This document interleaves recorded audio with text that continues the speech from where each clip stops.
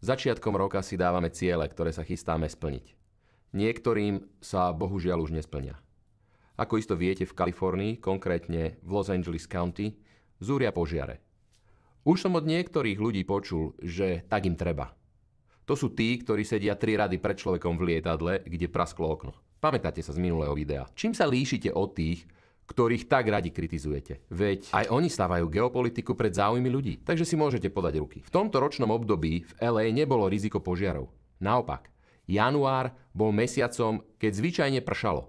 Požiare boli typické pre letné obdobie. A pokiaľ ste nemali pokosený porast okolo domu a svojho pozemku, riskovali ste, že vám Fire Marshal napári pokutu. Čo sa teraz zmenilo, že Pacific Palisades horia ako senník v auguste? Zmenila sa klíma. Extrémne sucho spôsobilo, že sa vznieti všetko veľmi rýchlo a silné Santana vetry roznesú oheň ako stepný požiar. Navyše, pozdĺž prasklín okolo San Andreas Fault stúpa na povrch koktail vysoko horľavých plynov a požiarne zbory majú o zábavu postarané.